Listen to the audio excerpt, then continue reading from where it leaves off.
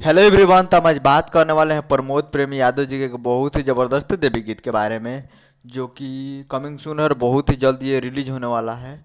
और इसे लिखे हैं विशाल भारती जी और म्यूजिक दिए हैं आर्यस शर्मा जी और इसे गाए हैं प्रमोद प्रेमी यादव जी। तो ये बहुत ही जल्दी आप लोगों को देखने को मिलेगा, जिस सॉन्ग का टाइटल रखा गया है माई के पचरा, जो कि आपको स्क्रीन के ऊपर दिखाई दे रहा है, जो कि 2022 का देवी गीत है और बहुत ही ज़बरदस्त है। और ये music present Bhojpuri YouTube channel पे फुल वीडियो सॉन्ग रिलीज किया जाएगा कल या परसों तक, क्योंकि कमिंग सून है और बहुत ही जल्दी आप लोग को देखने को मिलेगा वे म्यूजिक ऑफिशियल यूट्यूब चैनल पे। तो आप लोग देखना ना भूलिएगा, कल या परसों तक ये रिलीज हो जाएगा फुल वीडियो सॉन्ग में।